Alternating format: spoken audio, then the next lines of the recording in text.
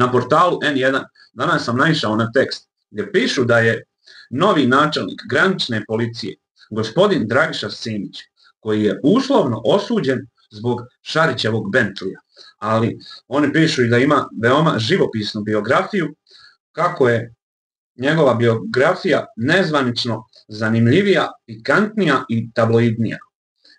Ima i navode stvari koje su izostavljene u zvaničnoj biografiji, a to je, kako piše portal Nova RS, da je u pitanju osuđivano lice, što je valjda jedinstven slučaj u ovom dijelu svijeta.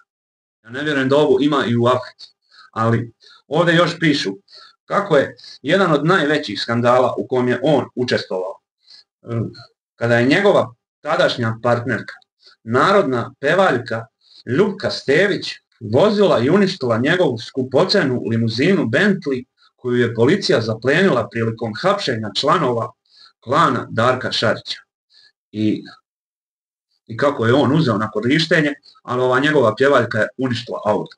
Ali ovdje pišu i kako je on nekada sredio 400 kazni nekim svojim prijateljima.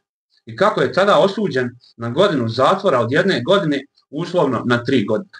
Pišu i da je ispunio uslove za odlazak u penziju, ali potreba za lojalnim kadrovima ipak je bila preča. Šta kažete na ovo? Ja ne mogu da vjerujem, ovo nema ni u Africi. Ali što se tiče ove pjevaljke Ljubke, ona sada nije u vezi sa njim. Jel zna neko sa kim je Ljubka sada u vezi? Mislim, sada je kada je on ponovo postavljen na ovu funkciju, možda se pomire. Čestitam Ljubki i ovom generalu, ali ako se pomire.